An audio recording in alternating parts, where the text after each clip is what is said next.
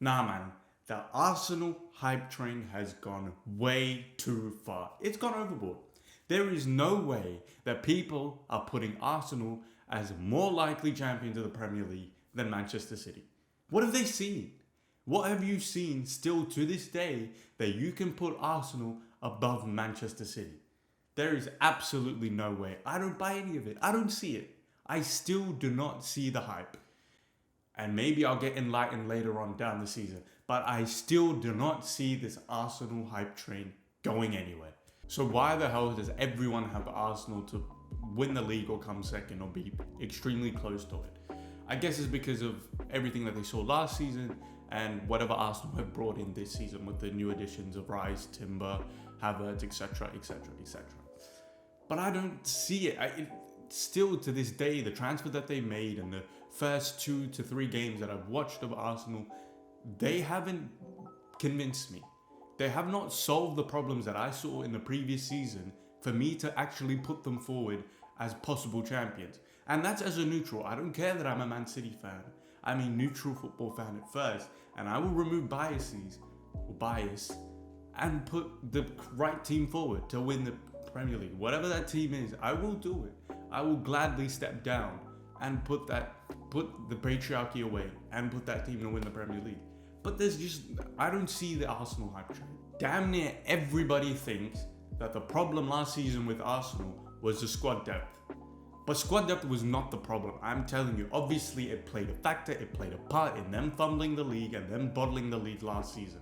But squad depth is not the final problem.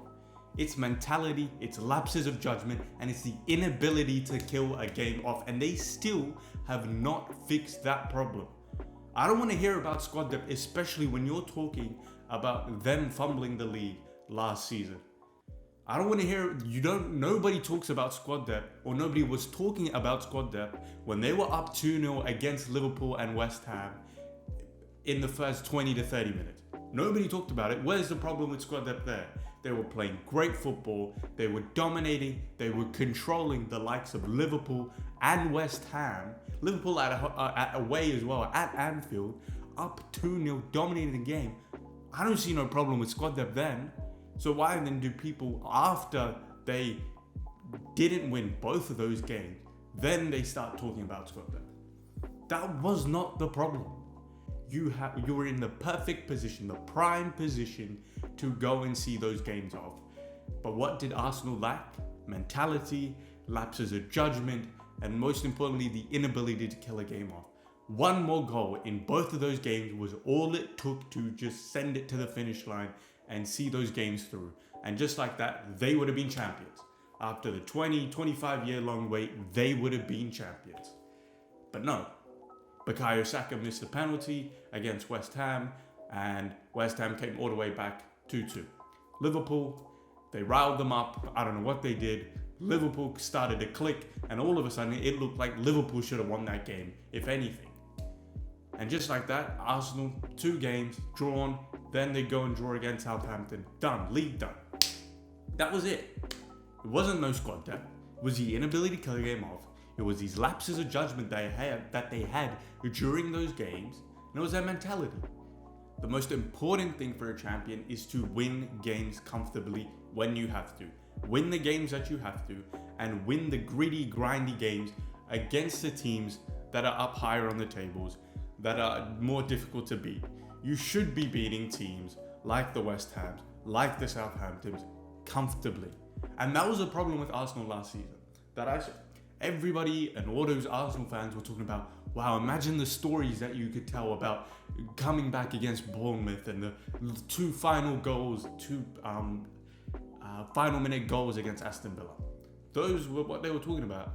But for me, the problem was, those were teams that Arsenal should have been beating comfortably, and yet they were going into those games lackluster in the first 20 minutes, finding themselves behind, and then all of a sudden, then they clicked on, and then they started playing the football that they were meant to be playing from the start, and then they found themselves playing catch-up even against teams like the West Ham, like the Aston Villas, like the Bournemouths, games that you should be winning comfortably as champions. I don't care about Manchester City or Liverpool or Manchester United. any of those tough teams. It is what it is. If you lose, you lose. There's a discrepancy in talent at times. Those teams are talented enough to beat you on any given night. But the teams down the bottom, the teams in the middle, they are not good enough to beat you. And you know that. And it's those games that Arsenal should be winning comfortably. And most people saw that this transfer window, they bought in Declan Rice, Kai Havertz, and Jurgen Timber. And they said, that solves their squad, their problem. They should be champions now. Because they're on top of the table for 90% of the last season. And they were bound to be champions, but they bottled it. So they fixed their problem, now they're champions. But it doesn't fix the problem, does it? As I alluded to, mentality and squad depth was a problem. And we come in to the first game of this season against Nottingham Forest, and I see the same problems. It doesn't matter that Declan Rice is there, it doesn't matter that Kai Havertz is there, and unfortunately Jurgen Timber, he played well in the Community Shield as well. Fortunately he tore his ACL, hopefully he gets better soon and is back on the pitch. But they don't solve those problems. And I know that game was delayed by half an hour, I know that game was delayed by an hour or whatever it was. It's the first game of the season, but it's the first game of the season for everybody. Manchester City the night before, it was their first game of the season, and you saw them comfortably wipe away Burnley. And obviously Nottingham Forest are a much better team than Burnley, or some would actually argue that they might not be, but Nottingham Forest are more established, and you would allude to them being a better team. But still, doesn't matter. You can't make excuses from the start when you're meant to be champions. So what did they go and do? They started slowly. Just like the previous season, they started slowly in that game, and they should have found themselves behind in the first 20 to 30 minutes when a lapse of judgment with William Saliba put Brennan Johnson one-on-one with Aaron Ramsdale. He absolutely scuffed it. It went over the bar, or it went wide, and just like that scare or that mishap finally clicked Arsenal into gear, and they started playing what they were meant to be playing, the football that they were meant to be playing, and then they, finally got those 2 goals in, and they looked comfortable again. But if that's another striker, well, not any other striker, but if that's a more competent striker, if that's a little bit higher talent, if that's an Ollie Watkins at Aston Villa, or if that's a Mitrovic at Fulham, who unfortunately left, but if it's those kinds of players, they're putting that away. And just like last season, you find yourself down 1-0 or down 2-0 against a team you should be comfortably beating already.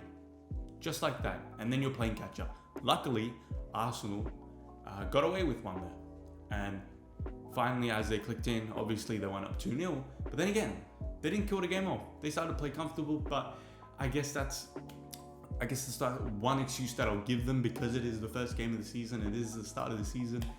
I'll give them that. They'll play comfortable. Their fitness levels aren't quite there yet. But it's still a concern that they weren't able to put that game away. The amount of chances that they had, the amount of chances they should have put away, they should have been up 2-3-0 by the 60th minute mark. And all they did was leave the door ajar, and you saw that one little run, one little lapse of judgment from the defenders or whoever it was, on the break, a freshly subbed on Anthony Elanga ran down the wing, put in a ball, and then just like that, it's 2-1.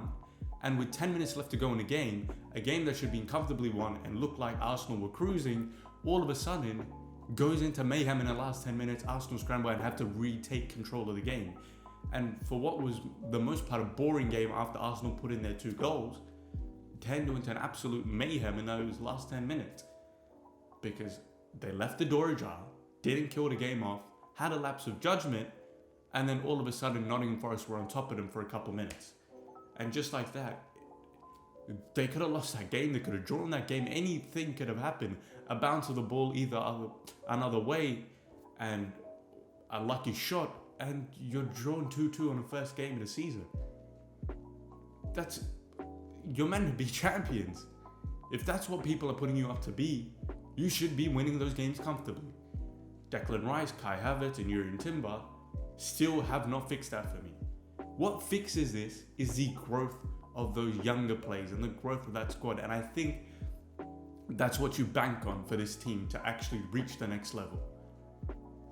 Because there's no other way.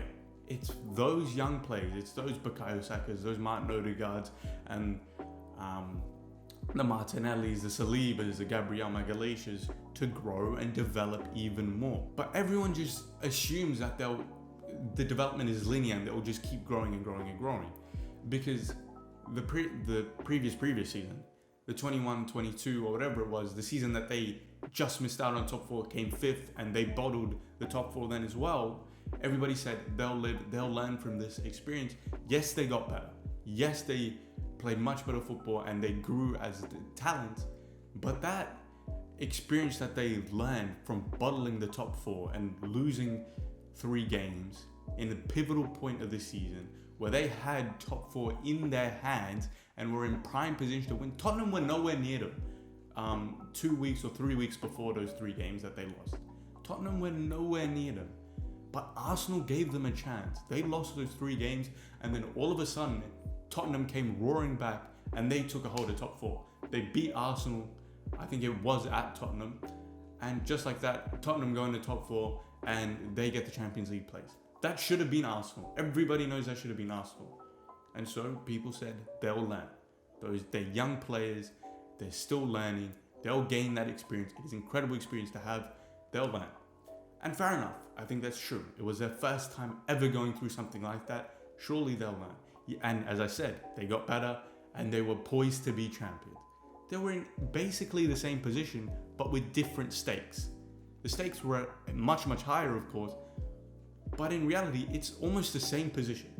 You're in prime position to get what you wanted, and the team behind you were quite a bit further away than you think, and all of a sudden, your mishaps, and it was basically nothing to do with the other team, your mishaps and your fumbling and your tripping of your own legs led to the other team coming up and winning and taking that off you. So did they really learn? Did that experience really get the better of them? Did that experience from the previous season and bottling the top four really develop them into not doing the same mistake? Because for me, it didn't. They found themselves in the same position, as I said, and they did the same thing. So they haven't learned. Will they learn now? Hopefully they will. It's maddening that people still just have them just casually just putting them in as champions. They're just meant to be champions because of what they did last season. I don't buy it that quickly. They are an incredible football team. Don't get me wrong. They go toe to toe with Manchester City on their best day, if not better than Manchester City. They go toe to toe. They are an incredible, effervescent, young, lively, thriving squad. It's the best that Arsenal has been in 20 years, and the Premier League deserves a great Arsenal team. But this is the history of the Arsenal. They do this. People know that Arsenal bottled this, and it hasn't gone away. The young team, the old team, the Wenger team, the Arteta team, any team Arsenal plays with, have that gene for some. Yes, they're a good team, and I'm not arguing that. But football, the footballing aspect is not the problem for me. It's the mentality aspect for me. That's the difference between them and Manchester City. Yes, Manchester City have arguably individually the better players, but as a playing 11 and as a squad, they do go toe to toe with Man City. That's not the problem, it's the mentality. And it's the mentality that makes champions. It's when you're in March time and April time, and these games are getting, the pressure is mounting and mounting and mounting, and it's getting higher and higher on those shoulders of all those players and all those young players. And the mentality has to get you through. It has to break through those walls. And that's where the champions are made. It's not about how you play football. Typically at that time, it's not. It's about, can you fight through those moments? And more importantly, winning the games that you have to, and when you have to. Win the games that you have to win comfortably, and grind the games that you have to grind. But they shouldn't be game after game after game after game after game where you're not winning comfortably at all. That'll get to you. At some point, it'll get to you no matter how good you are as a football team. You could be prime Barcelona in 09 or 11, But in the crunch time of the season, when everything matters, you aren't winning some games comfortably, it'll get to you. Those games are the games where you'll finally, at some point, you will mess up. And that's exactly what Arsenal did. Because game after game after game after game, they were winning in tight margins against teams that they should have been beating last season. And we don't know. Obviously, it's extremely reactionary what I'm saying. I know exactly what I'm doing. But that time will come again in March and April. And that time will come again in May. Will Arsenal have it this season? Will they have the ability to kill a game off? When they're up 2-0 against the West Ham, when they're up 2-0 or 3-0 against an Aston Villa, heck, even a Manchester United or a Liverpool, will they kill the game off this time? Is it different this time? Ask yourself that. Is it different this time? Don't forget about the squad depth. They have good enough players. Their squad depth isn't that terrible. It isn't as bad as what it's made out to be. Manchester City have an incredible squad depth. Forget about them. That's not the problem here. If we just focus on Arsenal, that's where it is. Don't just forget about squad. Can they do it? Can they win those games that they're meant to win comfortably? For me, they can't. And that's why I don't get that people are just putting them up there. Putting them up to be champion. I don't mind if people put them second, because for me, there's no other team really competing with Manchester City and Arsenal. But saying that off the back of the previous season and off what they did this summer is not enough to just put them up there willy-nilly. They are still not at the level of Manchester City, and they might be nowhere near. Footballing-wise, yes. Mentality-wise, and when it comes down to it, and maybe it's up to the manager, it's still Mikel Arteta, a young manager compared to Pep Guardiola. But when it comes down to it, they don't have it for me. They don't have it. And that's exactly why they can't be champions. For me, at least. For me.